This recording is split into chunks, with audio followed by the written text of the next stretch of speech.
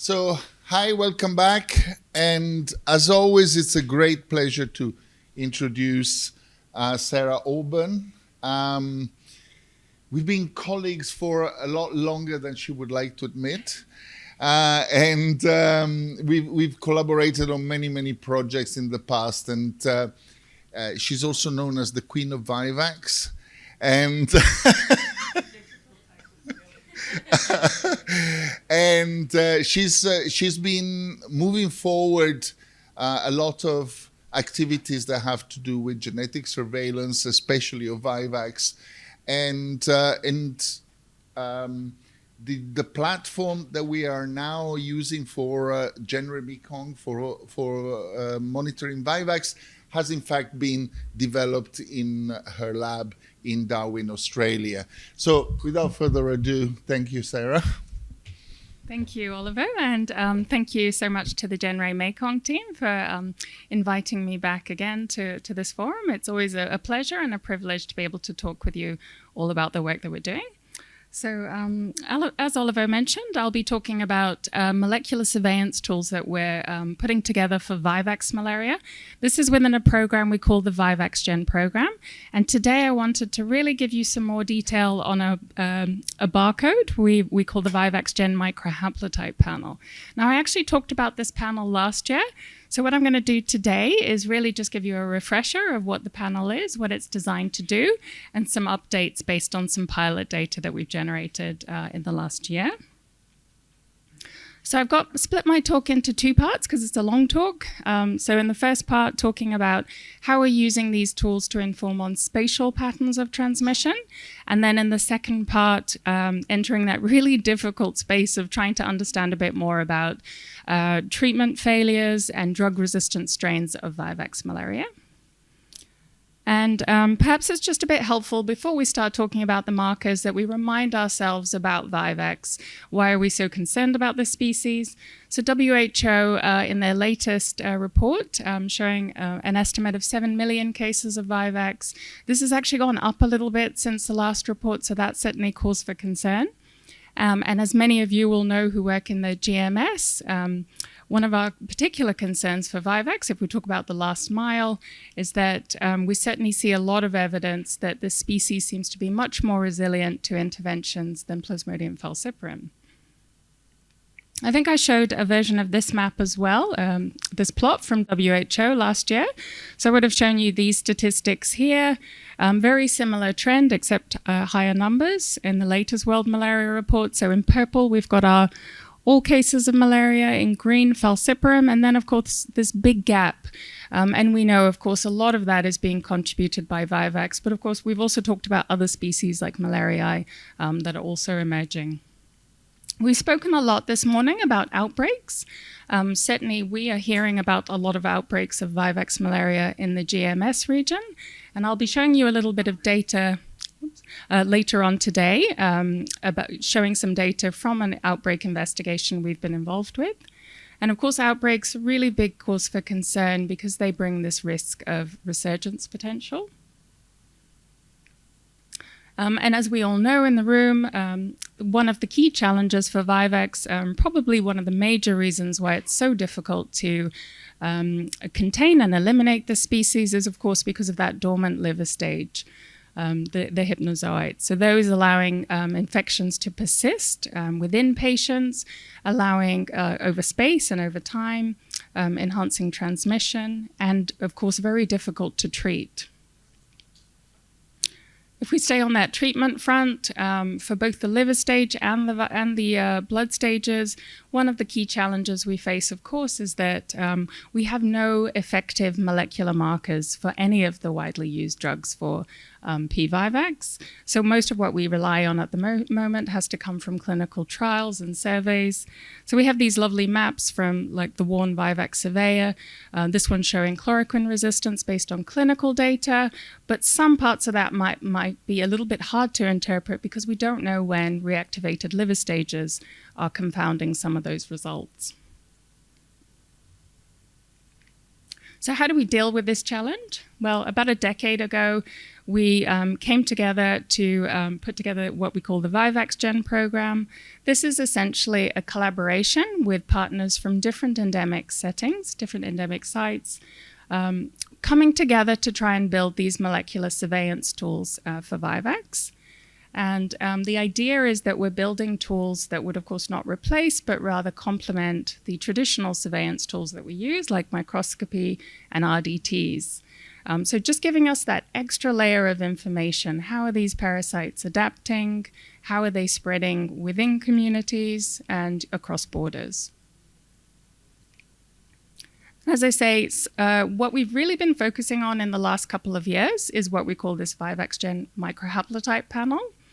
And for those of you who are keen, about a couple of months ago, we submitted an article that really describes in depth this panel, evaluation of its efficacy, details on assays, and some pilot data insights. And you can find this in the open access repositories on medRxiv. There's a lot of detail in there that we just don't have time to discuss today, but you can find it in the article. For today, I guess if I were going to ask you to have one key take-home message about this panel, it would be that it's designed to do two things really well. And those two things are to fingerprint infections and to try and capture the relatedness between pairs of infections. Now, the reason we really want it to do those two things well is because, in theory, if it can fingerprint well, if it can tell us how related infections are to one another, we can actually potentially address a whole range of these different use cases. It's not going to be simple, and that's why we have this symbol here. Going to be a lot of research and development needed along the way, but in principle, it sets us up well to be able to develop those use cases. So apologize, I'm going to take you back through a little bit of theory here just to really underline the importance of being able to fingerprint and capture relatedness. And I'm using some lovely slides that I've stolen from this wonderful program, the Plasmodium EPI program. So if we start with fingerprinting, this is a very simple concept. All we want to do here is be able to distinguish different infections.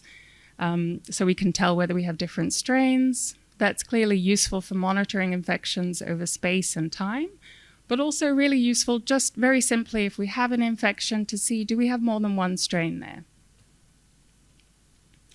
And that's useful to be able to detect these polyclonal infections because we can now start to understand more about, do we have superinfection happening?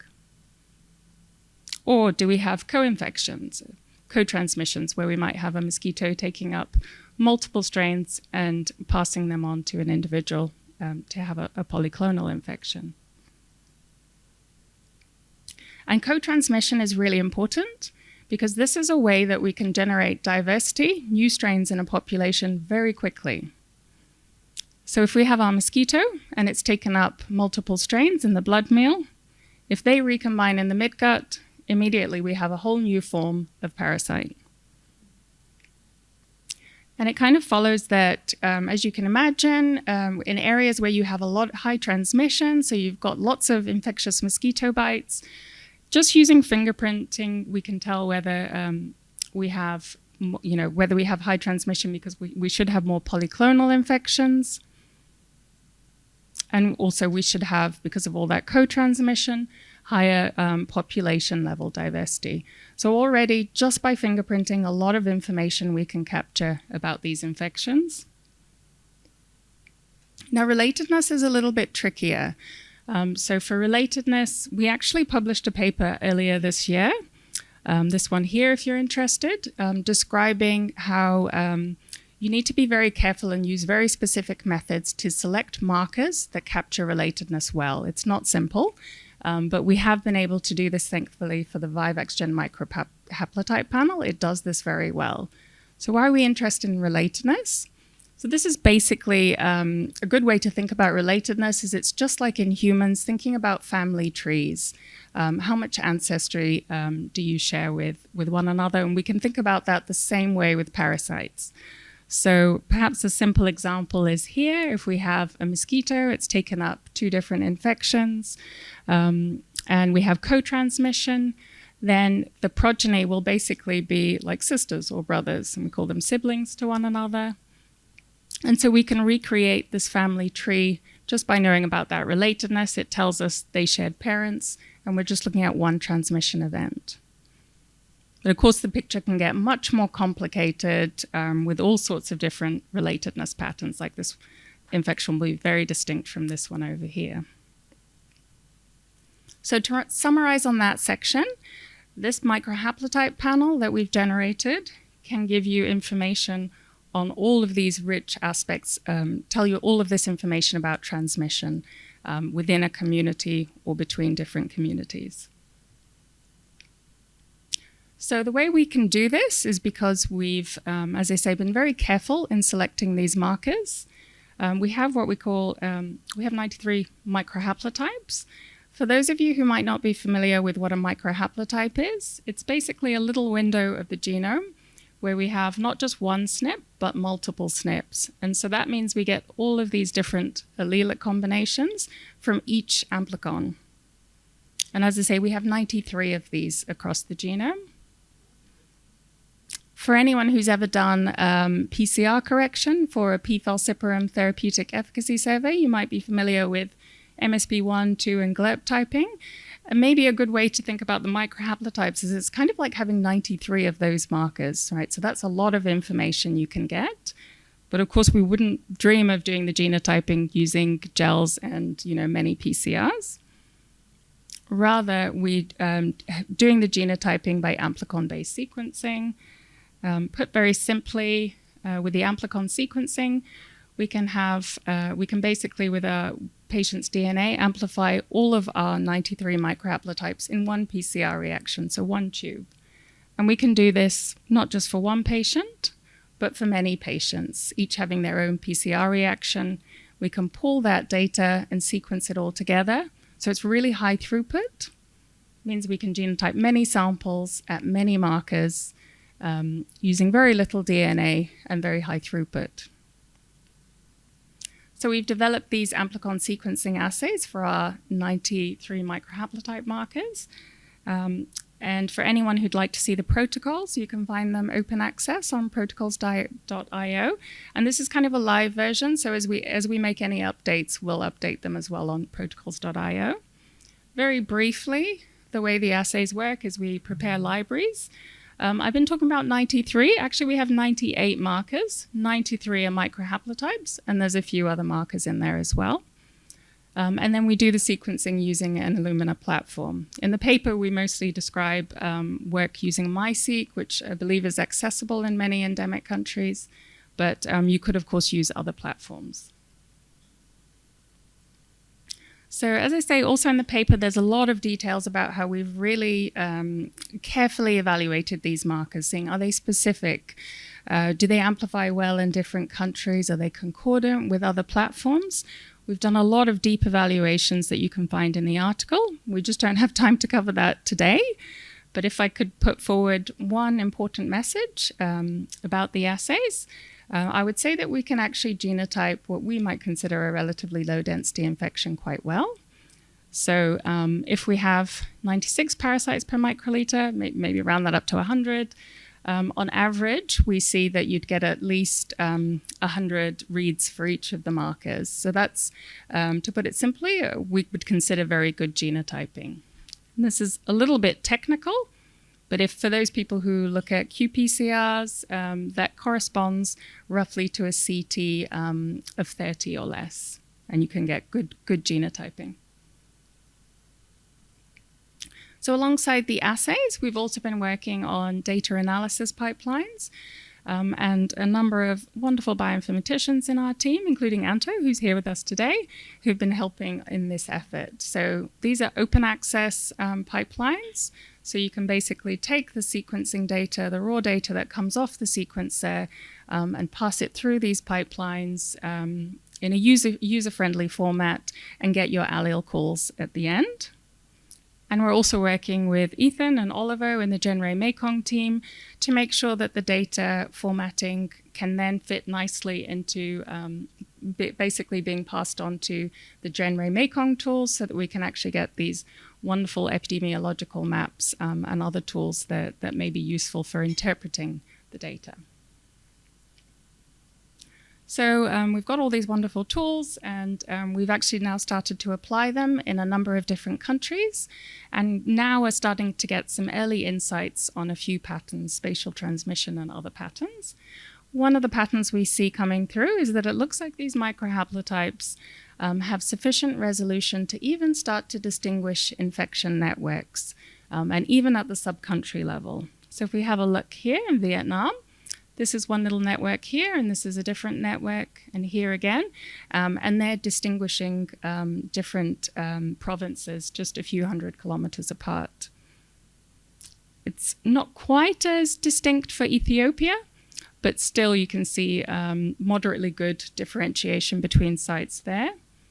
And then here we have an example from Afghanistan. Other pilot data shows us some early insights that we can now start to correlate diversity with transmission intensity. So if we look at Indonesia as an example, Hanura over here in Sumatra has lower endemicity than Mimika here in Papua, Indonesia. And indeed, if we look at polyclonal infections, we can see that Mimika in Papua has higher polyclonality than Sumatra. And that's because of all these things about co-transmission and superinfection that we discussed. We could look at relatedness as well in the same data. And here we see Papua has much lower relatedness than Sumatra. And in fact, in Sumatra, we see these clonal expansions that have been discussed earlier this morning. And that's basically telling us we've probably interrupted transmission so well that now we're getting inbreeding happening in this particular population.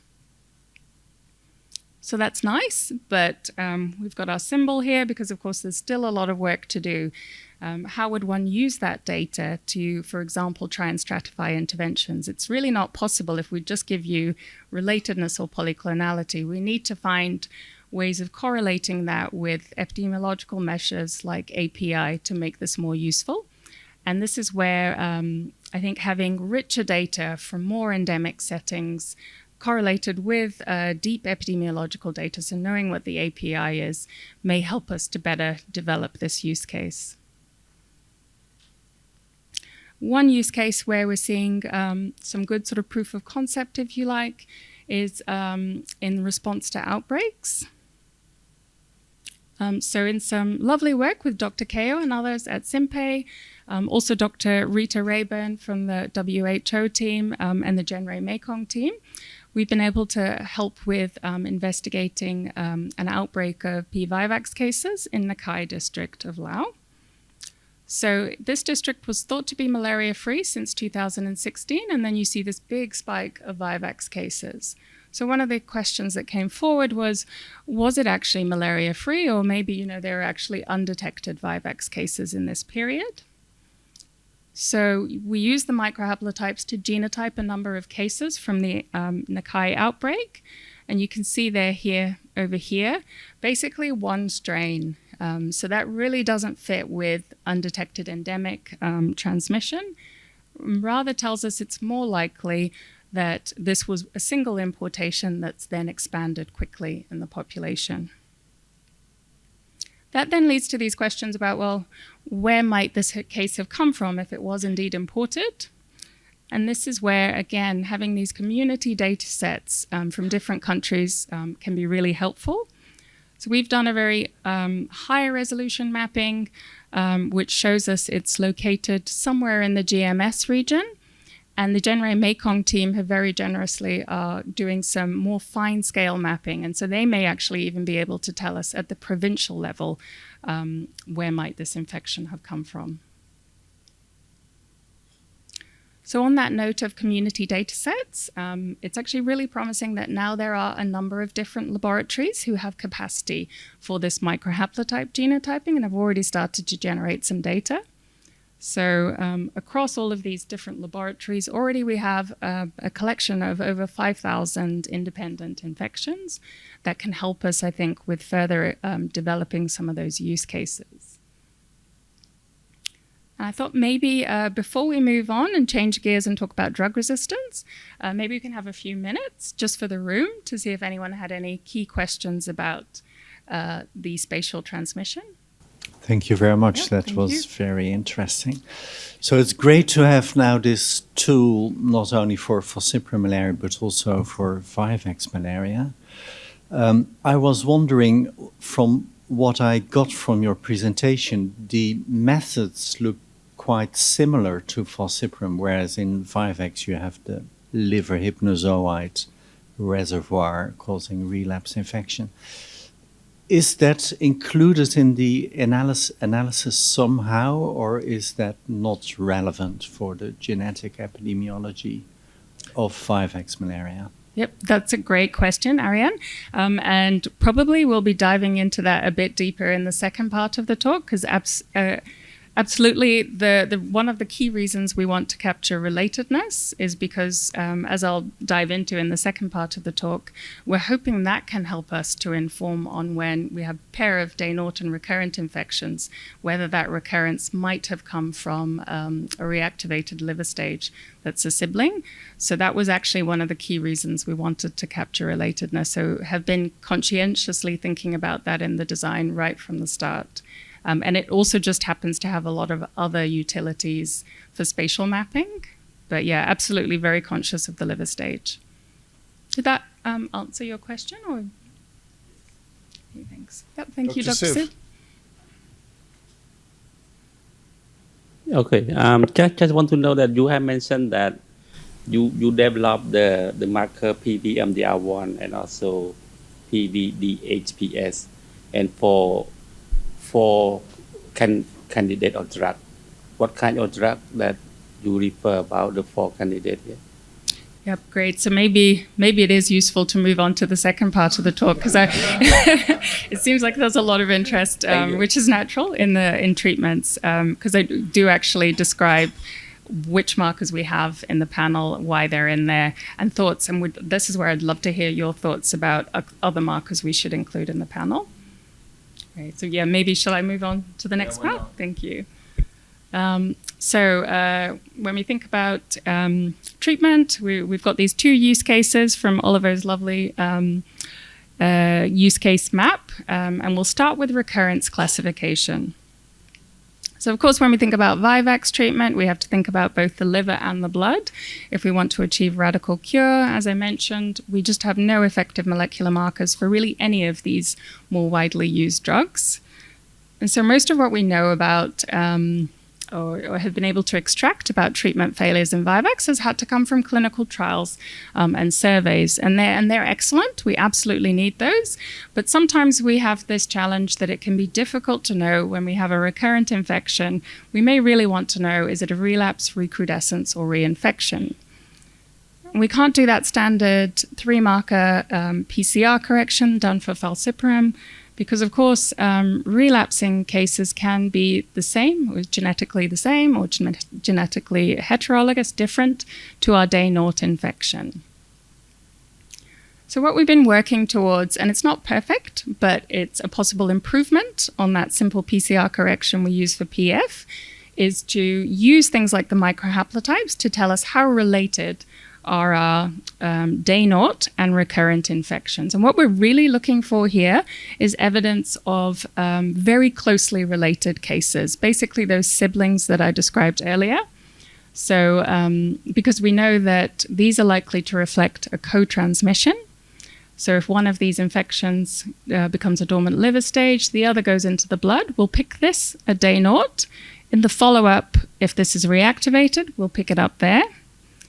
Now, if we look at relatedness, it will tell us that these, even though they're not genetically identical, they're very closely related. And that tells us this is probably a single, just one inoculum, not 2. So we can now, it's almost like a correction to remove reinfection, to take reinfection out of the ball game, if you like.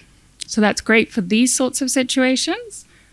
But of course, the situations with relapse can be quite challenging. So what happens if we have if what we pick up at we pick up our sample at day 0, and then we pick up this infection at day 30, and this might actually be a relapse that coming from an earlier liver stage. And so this, of course, wouldn't be captured. We might still incorrectly consider this a reinfection. And also there's challenges when strains are identical, because it's difficult to distinguish recrudescence from relapse here. But we can use timing information if we've got mathematical models, and there are a few great models out there, including this one, that can help to resolve this type of situation. But we need more data to optimize those models. And so what we've been doing is actually generating data from pairs of day 0 and recurrent infections from clinical trials like this one. I think I showed this last year. So basically this trial was looking at 4 arms, CQ, AL, and then those 2 treatments with primaquine. As you'd expect, so this is year-long follow-up, much lower risk of recurrence when you have primaquine. And what we really wanted to know was when we have recurrences, are they likely reinfections or relapse? Recrudescence being much less likely in this population. So if we look at relatedness on this axis, and we look at this in different treatment arms, a few patterns start to emerge. So this is a little bit crude, but if we imagine these all have low relatedness, so maybe these are mostly reinfections, they're kind of similar across the arms. This is the really interesting one. So here we have closely related. These are like the siblings infections, and you can see that these are actually more common in your non-primaquine arms. So maybe this is a nice sort of early proof of concept. And then, of course, at the top, we have those identical ones that are really difficult to distinguish, and where we need the models. And what we're doing is now generating more data from more clinical trials so we can look into this deeper and optimize those mathematical models. So the last use case is the markers, and this is a very difficult one, as you all know. Most of what we have at the moment is really orthologs of genes that have been implicated in resistance to P. falciparum. As Dr. Siv noted, we have a couple of markers already in our panel. These are ones that just happen to fit in that single multiplex. So that's how they ended up there, but it's not comprehensive at all. There are other markers we could also include in the panel. We did look at these, but they didn't fit within that panel. So we'd need to make a second panel, and that does bring in a cost consideration. But maybe this is worthwhile, and that's my question really to you in the audience here. Is that worthwhile? Now, when thinking about is it worthwhile, it might be helpful to note that although for some of these markers, they're not just orthologs, but we might have additional evidence, like we might see evidence of selection. So does that make them more compelling targets? And I've got one example here of the PVMRP1 gene in falciparum. This gene, not in clinical studies, but experimental studies, has shown association with resistance to a number of 8-aminoquinolines. We see a signal of selection, temporal selection, in Papua. We see a big spike at this gene in more recent relative to older Papuan infections. So that's a natural question comes up. Is this because of new pressures? This region of Papua changed treatment from chloroquine to DHP about just under 10 years ago. But there's no evidence of clinical failures yet. So, it's an unclear signal. Also might be worth noting that this signal has been seen in other populations. It's not just Indonesia, even the Americas that I haven't mentioned here. So the question to you, as I say, is it worth typing these markers, for example, in the GenRe-Mekong samples? Is it worth making that extra panel with some of these markers? You can't make policy decisions on them because they're just candidates, so it really would only be for research. So I guess that's the question to the audience. And I've got less than a minute, sorry, so I'll try and summarize very quickly to say that, so we've talked about this panel. We believe it has a lot of potential for addressing a number of use cases. We've seen that symbol a lot, still a lot of work we need to do. The community data sets that we're generating are really going to help to, I hope, develop these use cases further. certainly for this question about recurrence, having more data from clinical trials is going to really help there. And then the question to the audience, should we be looking at more markers in a kind of research framework? And on that note, I'd like to thank many people for really generous contributions to a really huge program and to the funders as well. Thank you.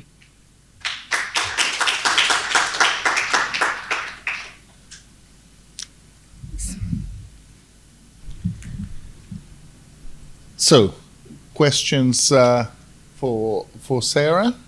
Or answers. Or answers for Sarah? Yes, yeah. Would you like to answer? I would like to hear from the NMCP comments and opinion about Sarah's question on is it worth to add the candidate of the drug resistant marker to be genotype, because it may not work right now for policy decision, but from your opinion, is it worth to add this? Thank you.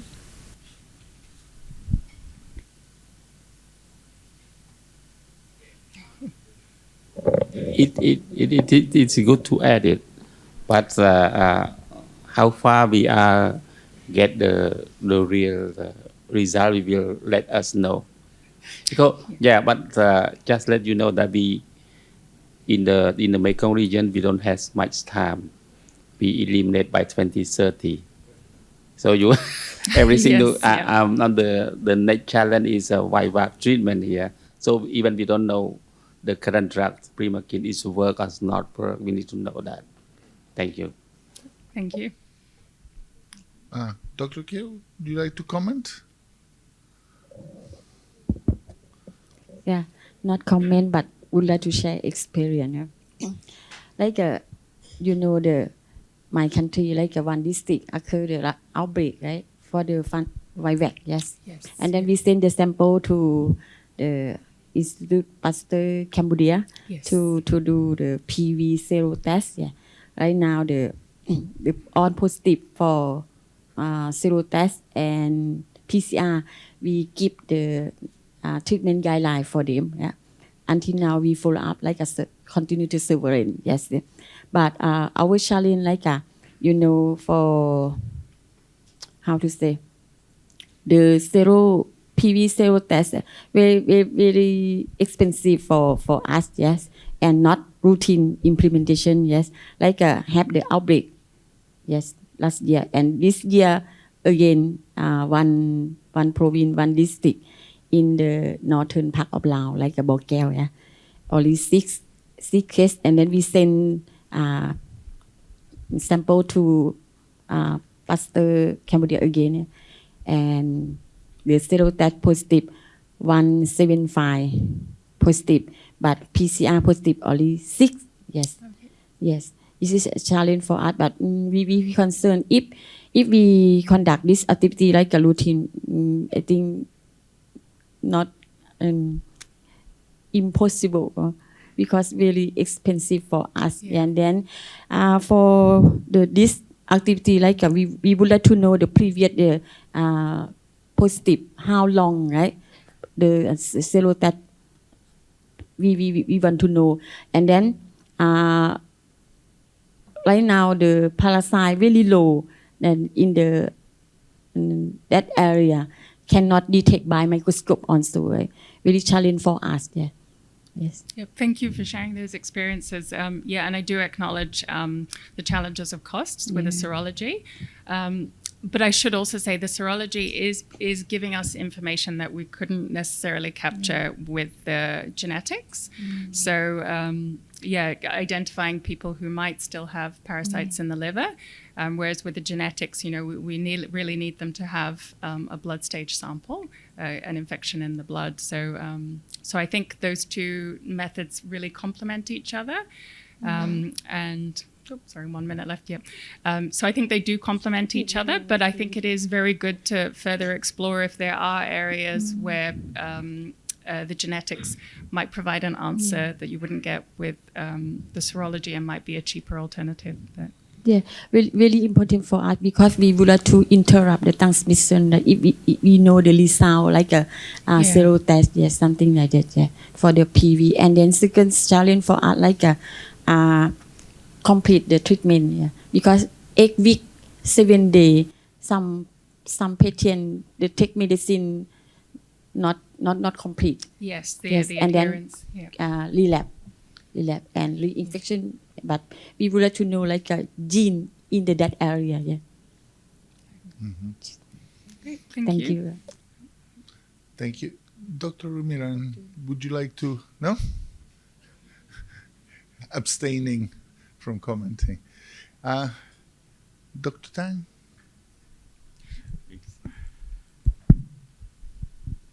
Yeah, so I know that in Southeast Asia, very hurry go to last mile, but we never know what's the reaction from parasite. Yeah. So maintain the molecular surveillance, I think, is necessary. Maybe today we verify the drug resistance to chloroquine from vivax parasite, but maybe in the near future it appear. And the other thing, I think we can see the population. I don't have the evidence, but maybe some specific population more sensitive to vivax. Yeah, in the area have several ethnic city, but some ethnic get more infection with vivax. So I don't know, maybe genetic surveillance can answer the question. Yeah. So sorry, you were saying that some areas you might have more receptivity to having vivax infections than others. Yeah, and that's something that might be interesting to explore further with the genetic data. Maybe you'd be expecting to see they would be areas where you'd see much more polyclonal infection. You know, you'd have more superinfections. So are you saying more like to detect hotspots of transmission? Yeah, it's some hotspot, and I think the other, we already mentioned vivax also, the density not so high and hardly to detect by, for RDT is very low sensitivity, But even with microscopy, when the density very low and hardly to detect, so maybe it should contribute to the P-vivax detection if we can use PCR. Yeah. Within this panel, I didn't have time to discuss, but we do have an amplicon. I think it's the same one you use for P. falciparum, mitochondrial amplicons, to determine which species are in the infection. And so we can use that to confirm that there's P. vivax. We've also talked earlier this morning about, other like zoonoses that might be emerging or non-zoonoses like P. malariae that might be of concern. And that amplicon should actually help us to detect those infections. I think that's one area where probably we need to do still more systematic testing because it may be that different the sensitivity to different species may be different. We seem to be seeing that. Yeah. We have a comment online. Somebody said they think it is worth genotyping the markers, even if the role currently isn't very clear, because if later on the role becomes clearer, then we regret not having done them earlier. And I mean, it is not an unreasonable comment, actually. If it's probably worth the extra investment. Aryan. So, thank you. So, I would like to share some thinking, my personal thinking about how to use the genetic tools and evidence. And as you know, in China, now we have a different situation, a bit different from other countries.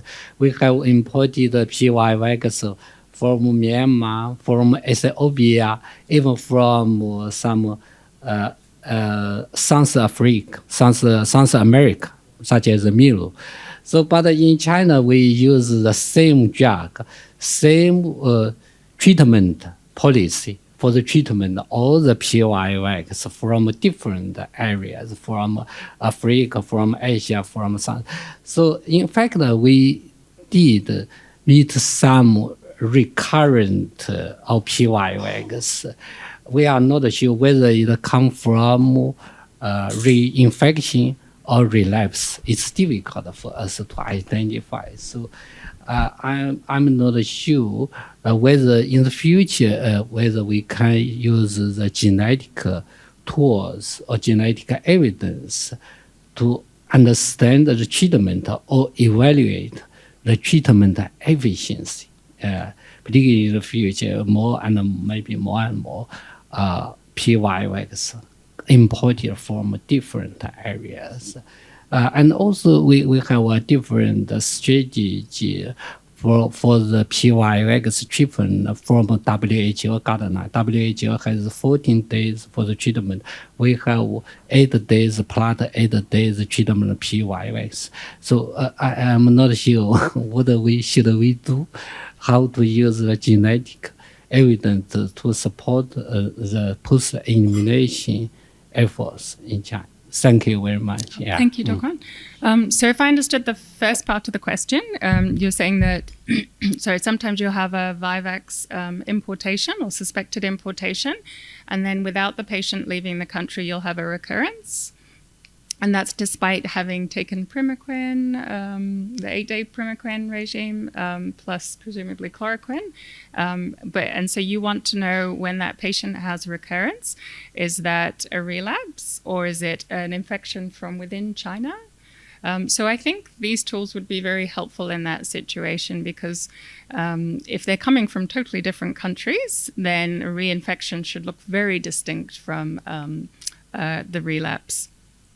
And then the second part of the question, it sounds like you were asking about guidelines on radical cure, which is probably, I think that's a whole, there might be a whole session in itself about, which primaquine regime you should use. High dose, low dose, how many days to phenequine. I think, sorry, I've just seen time's up, but that's, I think, is a whole different question. It brings in questions about G6PD as well, deficiency. Just to note, sorry, before we finish, that we are also working in parallel on molecular tools to determine G6PD deficiency variants. We have a nanopore platform. We've been working with the Institute Pasteur Cambodia, Jean Popovici and others on that. And so there's 3 amplicons that cover the entire G6PD gene that might give us an idea, not for point of care treatment, but rather to tell us within a particular area, is there a lot of G6PD deficiency and what are the risks, particularly for heterozygote females in those populations? Right.